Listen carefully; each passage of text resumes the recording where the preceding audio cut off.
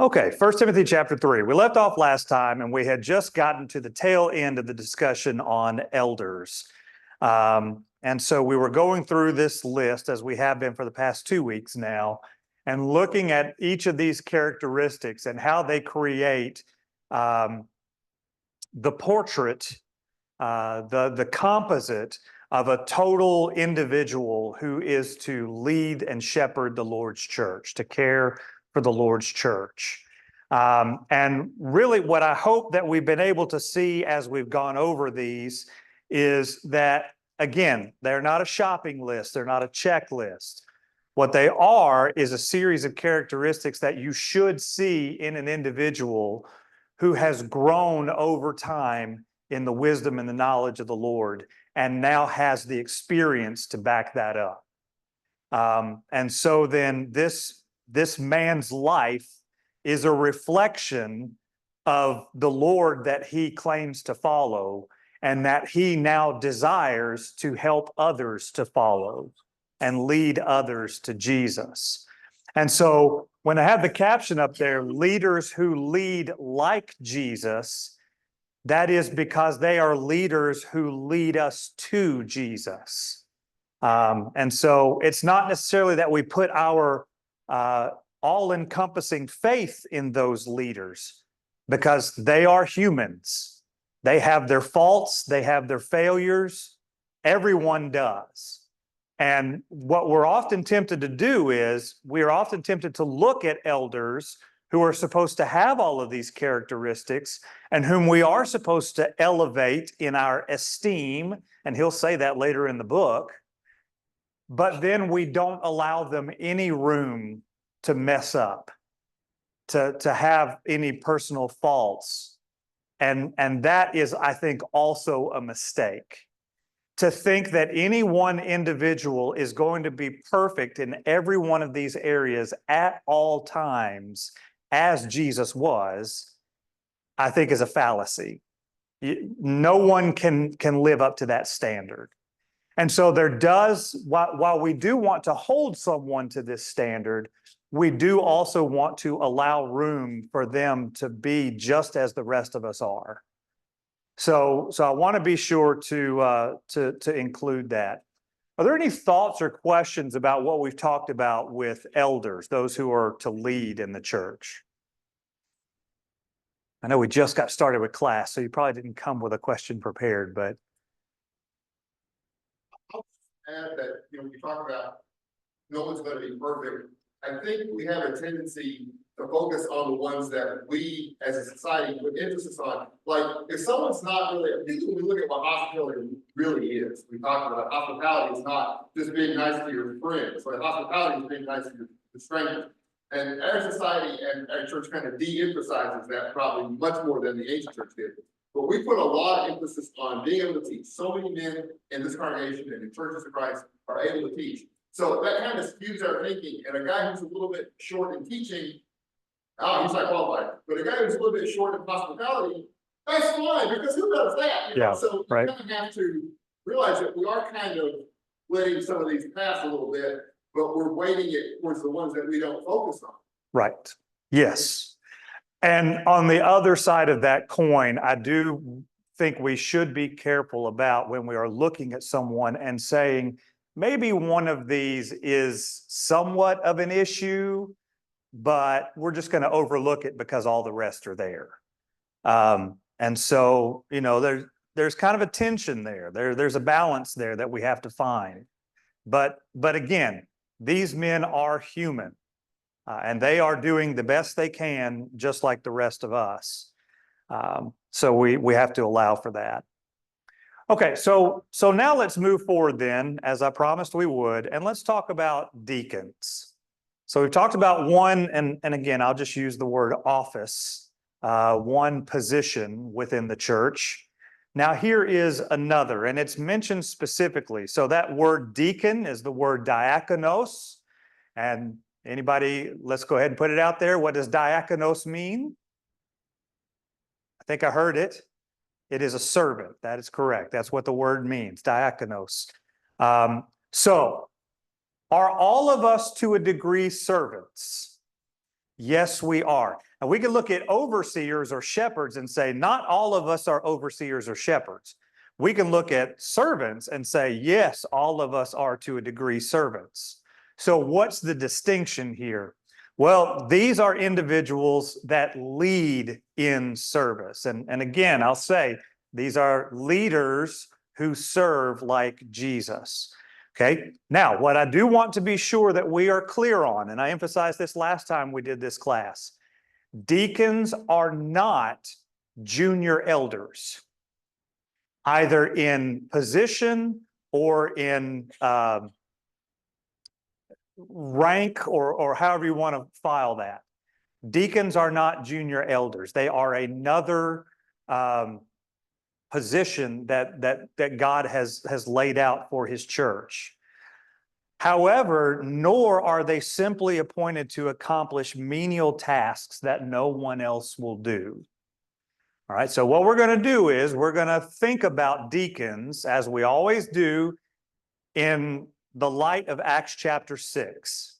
Acts chapter 6. So if you would, turn over there real quick. Acts chapter 6.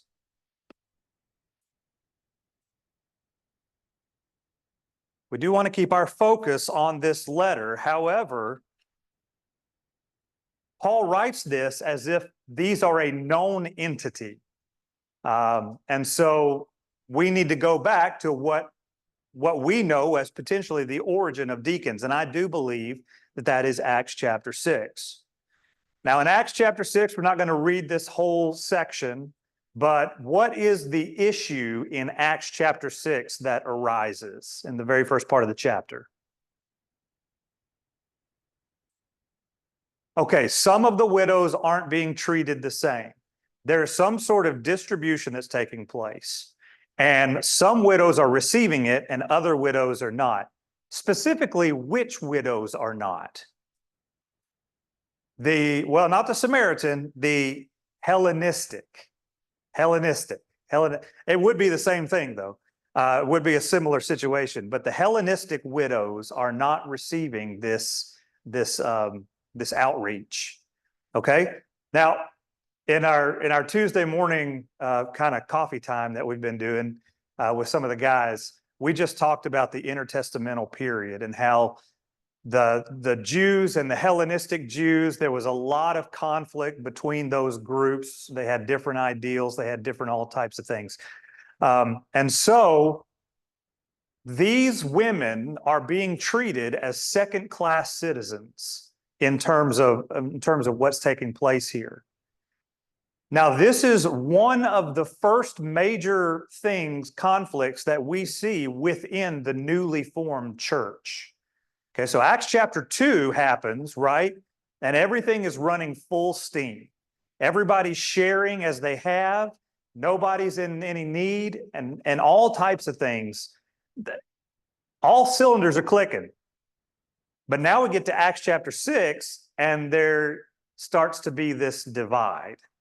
So, naturally, they come to the 12, and they say, give us a decision on this. Tell us what we need to do about this. Okay, and the 12 say, look, we have a task. We've been appointed to a task, and we need to continue that task. However, we're not just going to leave you high and dry to figure this out by yourself. So what they do is they say, verse 3, Acts chapter 6 and verse 3, therefore, brothers, select from among you 7 men of good reputation, full of the Spirit and wisdom, whom we can appoint to this duty. But we will devote ourselves to prayer and to the preaching ministry. The proposal, verse 5, pleased the whole company. So they chose Stephen, a man full of faith and the Holy Spirit, and Philip, Prochorus, Nicanor, Timon, Parmenas, and Nicholas, a proselyte from Antioch. And they had them stand before the apostles, who prayed and laid hands on them. Now, according to verse 7 here, well, let's get to that in just one second. All right, so we've got this task, we've got this effort to be sure that everyone is taken care of, as the church is supposed to be doing for its members. And it's not doing it. And so these men are selected to help in this effort. And the idea is, I think, is they are meant to be a solution to this, that they are meant to help bridge this gap and bring this community of believers back together by being an example of service to a group who is being treated as second-class citizens. And their ultimate goal then is to unite the church once more. So in verse 7, what is the result of their efforts? What happens because this is taken care of? They get back to business. Preaching about God flourishes, and the number of the disciples in Jerusalem multiplied greatly, and a large number of priests became obedient to the faith. Okay, so division within the church is not just a problem because we have infighting and argument. It's a problem because it destroys the church. It breaks it apart from the inside. The contrast of that is when we have people who are willing to serve like Jesus with the spirit and motivation that Jesus had, the church grows. And here it grows significantly. Okay, so if this is the institution of deacons, then I think that that's a shift in our whole thought about who deacons are and what deacons do. We tend to think about deacons in terms of, again, the tasks that need to be done, but nobody really knows who's supposed to do them. Who keeps the water temperature in the baptistry at a pleasant 90-something degrees? Who makes sure that the speaker system is running and makes sure that the copier is serviced and those types of things? Yes, deacons tend to do those things. But don't we also have people that do a lot of those jobs that aren't deacons? I know a deacon doesn't necessarily set out the implements for the Lord's Supper. A deacon doesn't necessarily do the duty roster. A deacon doesn't maintain the website. Those are things that a deacon can do, but they're also things that anybody can do. So what is it about a deacon that makes them different from everyone else? Well, the deacons, in the work that they do, be it big, well, how we would think of as big or small, their efforts are meant to facilitate and unite the church. That's what a deacon is. And their primary emphasis, in whatever form it may take, is service. They are servant leaders. And so when we look at a deacon who is serving well, it influences us to serve well in whatever capacity that we can or we're asked to. Does that make sense? I'm welcome to any thoughts on that. We haven't even gotten into the chapter here in Timothy yet, but again, I think we need to think about this in bigger terms other than just, yeah, we got another thing that needs to be done, so we need to appoint another deacon. Well, the more servant leaders we have who are exemplifying service, the more area that's being covered for other people to look to them and say, I want to serve like that as well. Okay? Yes, everything you said makes sense. But Okay. I don't know that, but I really think this is not your fault, because I've thought about this a lot, and I never figured it out. But I don't know if the question is really answered in what is the difference between the deacon and the Christian who's a servant because it's a Christian who does all the things that deacons do. Maybe someone can help me. I would love to help you out more. Again, I think that these are, I mean, if we look at the individuals in Acts chapter 6, first of all, these, in terms of initially, just what sets these men apart, these are men who are full of the Spirit and wisdom, right? So there's one thing there. These are men who are competent and wise and full of the Spirit. So that's, I think, one thing that does set that individual apart. Now, in terms of, I think, what your question is, what these people do versus what anyone can do. Again, I just think that they are they are leaders in those efforts, because anyone, in the case of Acts chapter 6, anyone could have distributed to the Hellenistic widows, but it wasn't being done. But now here are these individuals who are appointed to this task. And I do think that that is one distinction with a deacon, is that a deacon is appointed to a certain task. So when I say, you know, here's a job we need done, let's appoint a deacon to do it, that's kind of a, like, the lawn needs to be mowed, let's appoint a deacon to do that. That's not why we appoint a deacon. Why we appoint a deacon is because we have a job or jobs in terms of the service of the church that need to be done. And so we appoint that individual. So let me do a for instance here. Brad, I'll get to you in just 1 second. Let me appoint a for instance here. Our work groups, right? So we have our work groups here at Fayette. And what are our work groups meant to do? What do we do with those groups? Or what is it the elders hope by putting that in place? What's the purpose? Okay, so I think that's a good two-part answer right there. Facilitate tasks and encourage one another. So if we look at it in that particular vein, what type of tasks do we accomplish when we get together as our work groups? We call them work groups, right? Like, so what kind of work are we doing?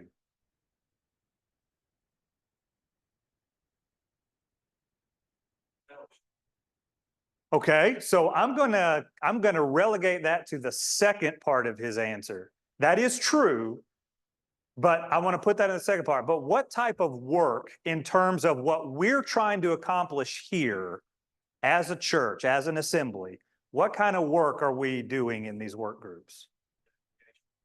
Edification, okay. How? Okay, there's teaching. Go ahead, Brett. Everything that needs to be done. Okay. David.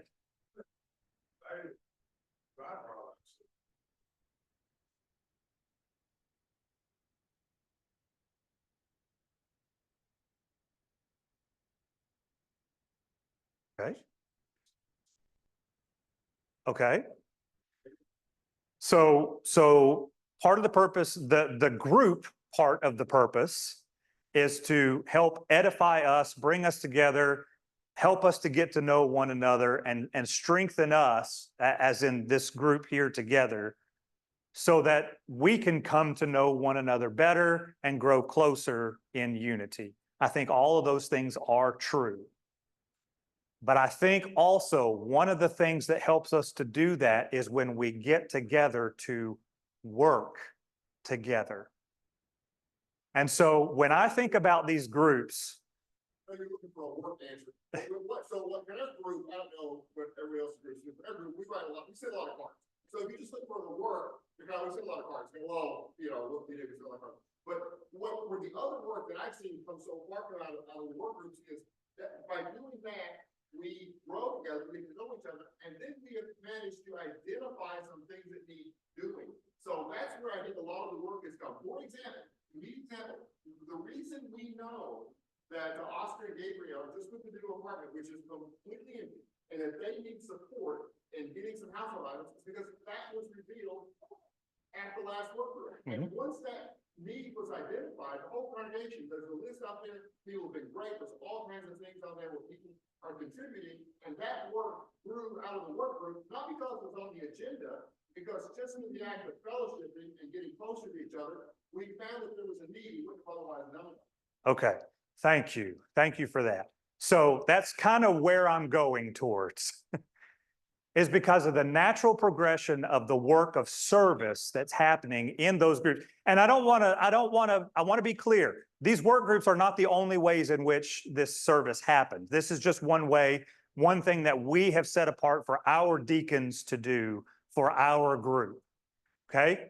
But it is a service role that they fulfill. They bring us together. They suggest times or places that we can come together and help kind of get all that organized.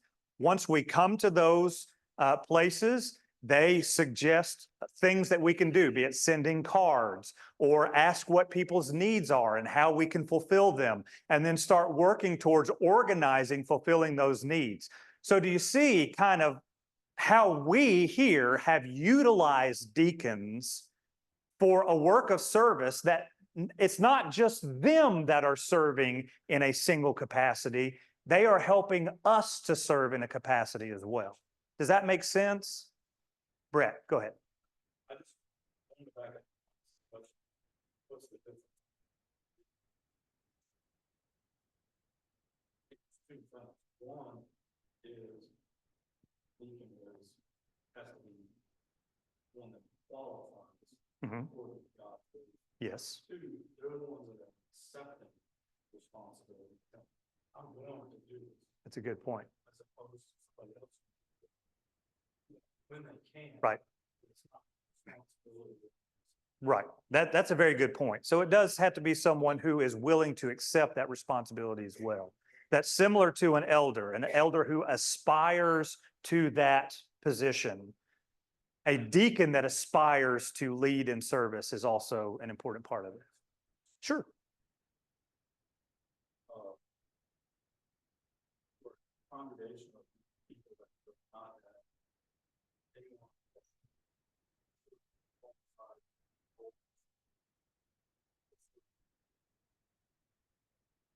Okay, so the question is if you didn't hear that, is if a congregation does not have enough men to be elders or doesn't have enough qualified men to be elders, can they have deacons? And I think this is a question that gets asked quite often. I will throw it out there. I do believe you, well, I will throw it out there. I'll throw it out there.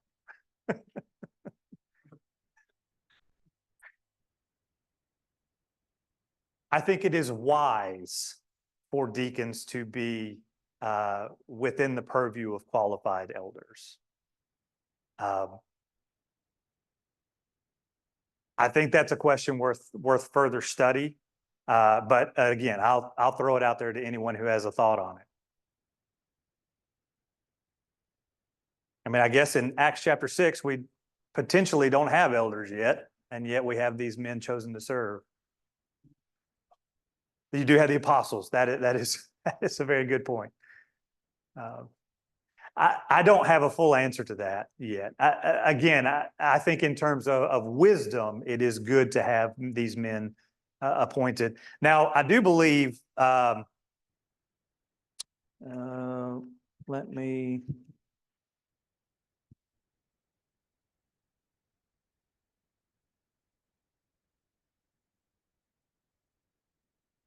Sorry, I was trying to look and see what. No, I don't think there's anything there. I wish I had a better answer to that, but I think it's a wise thing. That's really the best answer I can give at the moment. Yeah. No, it's a great question. It is a great question. And one that I think I could further study on and potentially have in the future. Anything else on just thinking about deacons on the whole? Okay. I'll just say, as a deacon, it is different.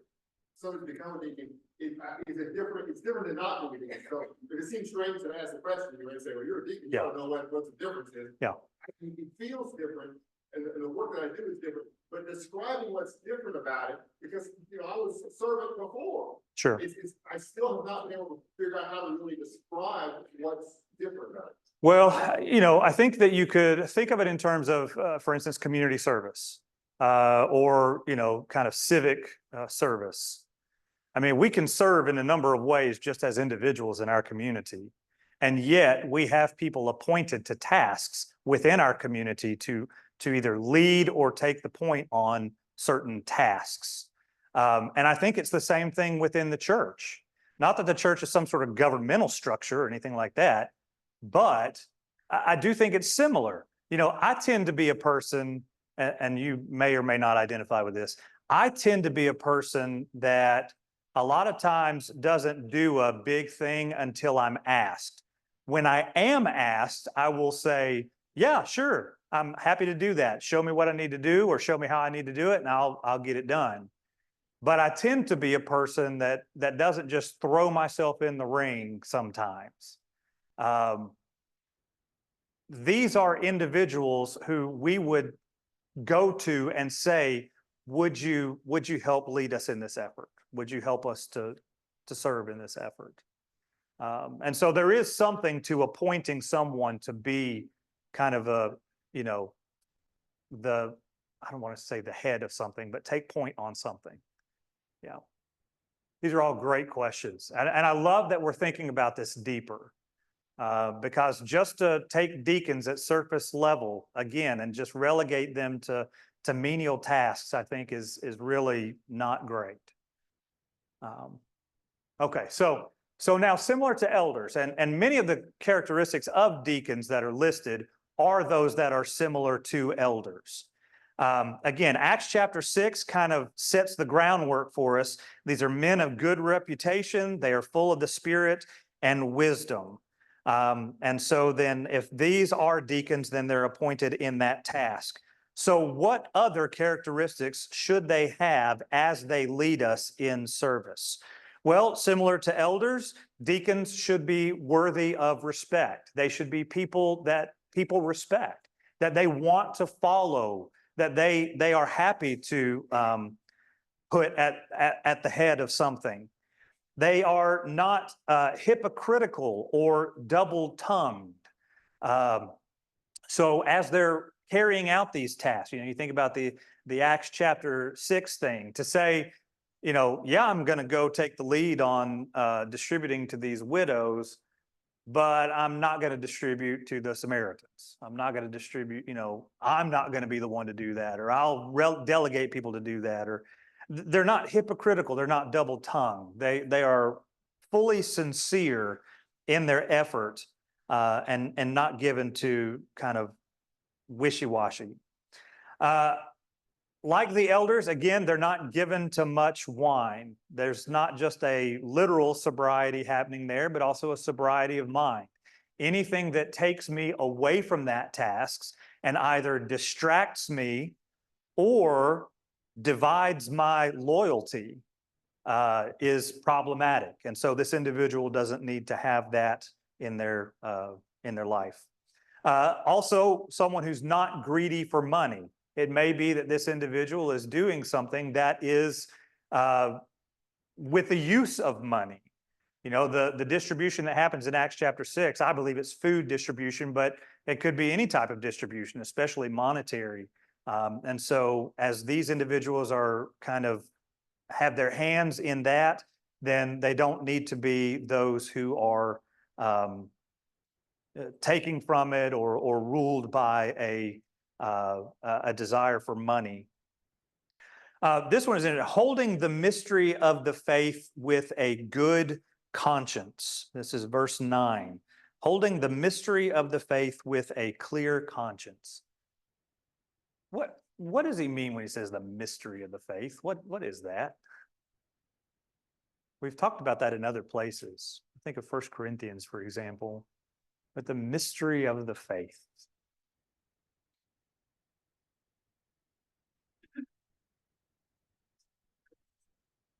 Okay, a doctrine of the church. I would even expand that even more to just the gospel, right? The gospel message and everything that's implied by it. And we're going to talk about that more in just a second. Holding basically the confession of the gospel and everything that's entails with that with a good conscience. And so this is someone who's doing this in good faith to the best of their ability, and doing that on a daily basis, not knowing that I'm gonna stray from this or I have my things that are going to take me away from it. I'm holding the mystery of the faith. Okay, this is a faithful individual. And as he's doing that with a good conscience internally, now we're also looking out with the next one. He is tested and proven blameless. So this is an individual that in whatever service they have done prior to this. Again, in Acts chapter 6, it uses the phrase men of good reputation. And I think that's because they have been tested in that, in their service and their willingness to unify and assist. They have been tested in that, and they've been proved blameless in it. That there's nothing that we could say against those people for the way they carried that out. Okay, so the next part tends to be the more controversial. Again, when we get into 1 Timothy, we get into gender roles within the book. And so thinking about this, there are different lines of thought on what this section means. And this, I'm talking in particular about verse 11. My translation renders it, wives too must be worthy of respect, not slanderers, self-controlled, faithful in everything. Now, two thoughts on this. First of all, the word wives is just the Greek word for women.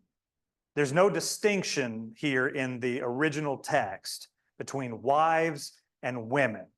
And so the question is he talking to women in general? Is he talking to wives in general? Is he talking to wives of deacons? Or is he talking to women deacons? You see kind of the different ways that we could take this. Now, here's my understanding on it in a nutshell. Here's kind of how I process. This verse falls in the midst of two sections on deacons. And I believe that they are not two sections, but they are just one continuous section.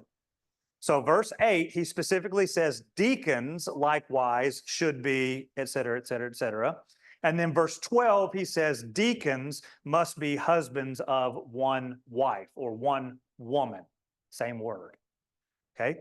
So verse 11, if it is just talking to women in general, if it is talking to women or wives in general, it doesn't make sense. Oh, that's not the, okay, thanks, Kill. Thought you were off the hook there. If it's just talking to women or wives in general, it doesn't make sense for it to fall sandwiched between these two statements about deacons, right? Okay, so that's one part. The second part that tends to be the more controversial is this talking about women deacons? As in, this whole section is talking about deacons, and then verse 11 is speaking about women deaconesses in particular, that they should have these characteristics. Now, I don't think that that is the view either.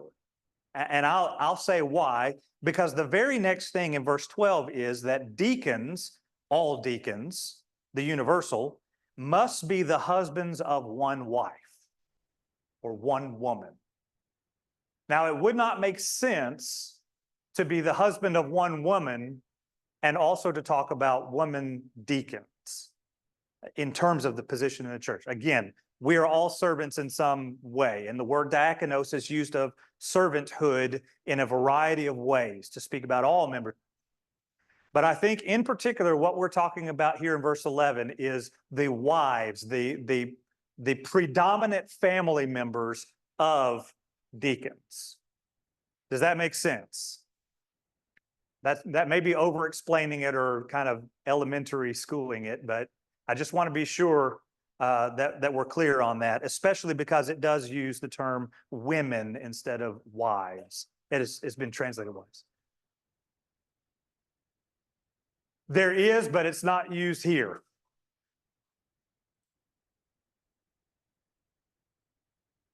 In terms of how it.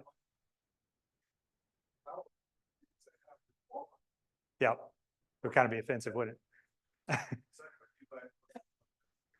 Yeah. Yes.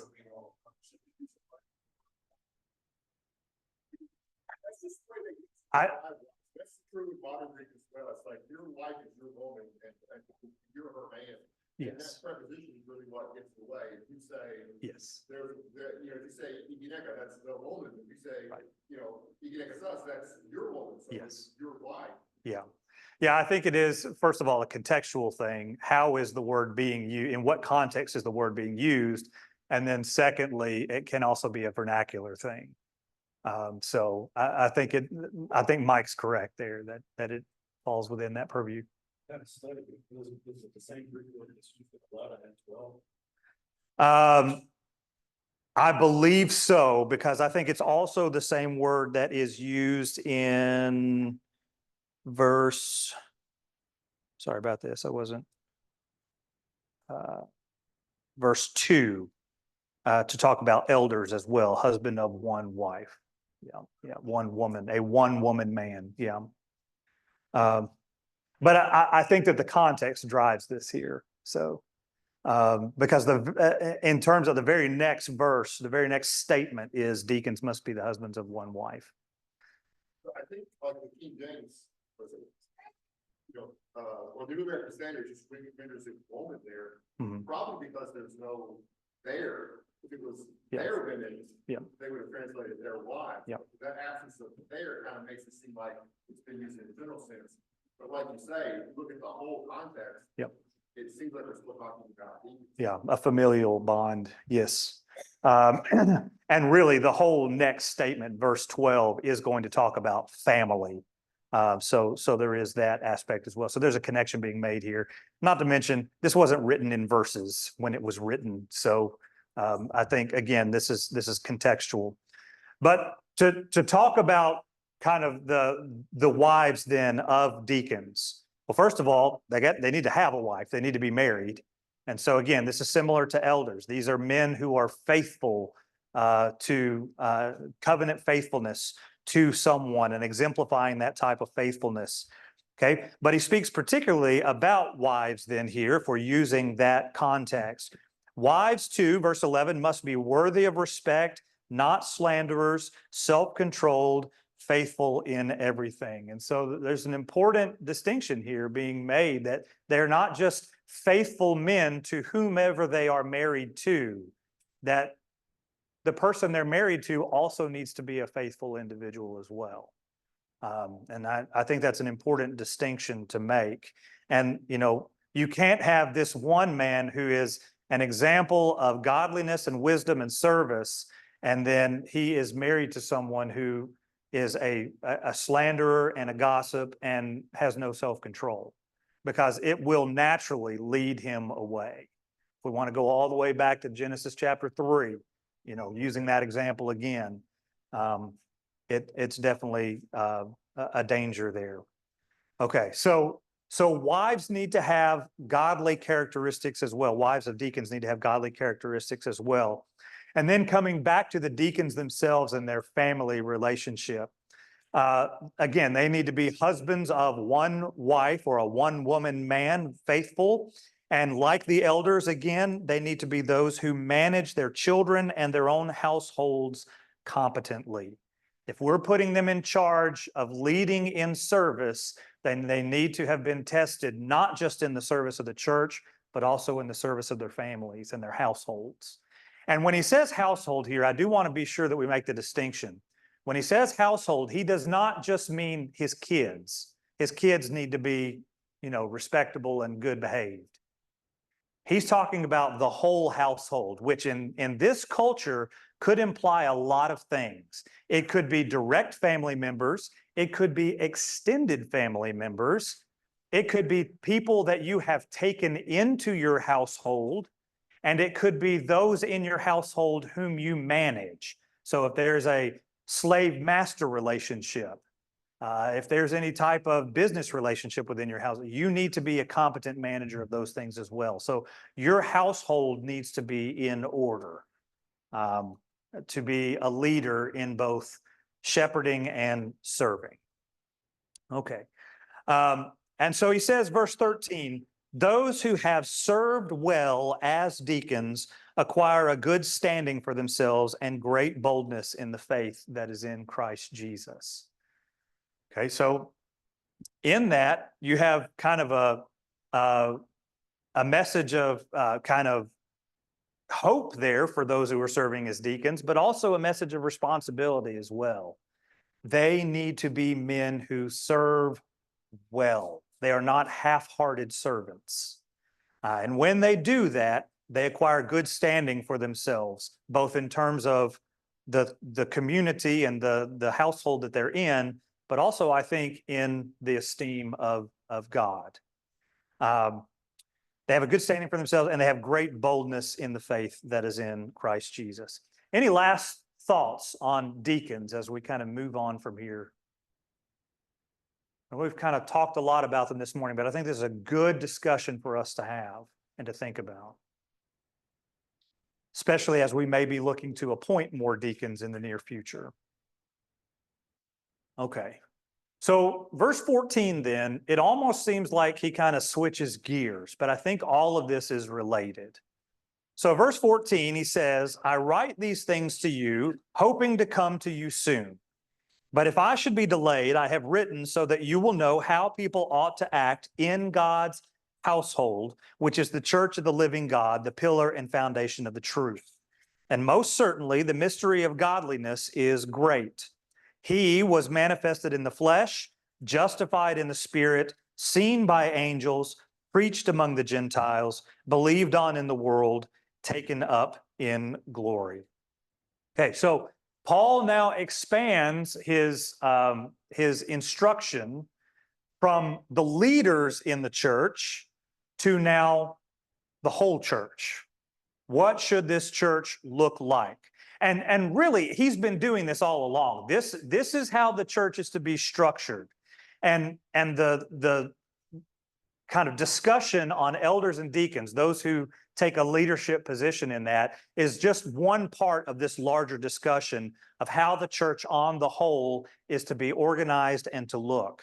And so now he expands that back out, and he says the goal of the entire household of God. And I think it's interesting that it's used there because it's the same word that's used of elders who are to manage their household and deacons who are to be good managers of their household. And now I don't think it's without coincidence that with coincidence that he says that this is the household of God. Okay? And so I have written so that you will know how people ought to act or behave in God's household, which is the church of the living God, the pillar and the foundation of the truth. So the goal of the entire household of God is to conduct themselves in a manner that reflects their faith in the God that they claim to follow. We meet together not just because we're commanded to. Hopefully, that's why we're meeting together. We meet together not just because we're commanded to. We meet together because we are a collective, local household of God. We are a family here that wants to be together, that wants to know each other, that wants to serve together and serve one another. That's why we're here. Otherwise, I could just call myself a member at large and put myself on the roll here and just maybe assemble with you a couple of times a year, just to let you know that I'm still around. Okay, so do we see the difference there? And this is not just in terms of attendance. This is in terms of how we think about what we're here to do, why we assemble as a group instead of just Christians within the Lexington area who are somewhat associated with one another. We're a family. And so we are united under a single purpose with a single kind of mindset, right? That we serve God.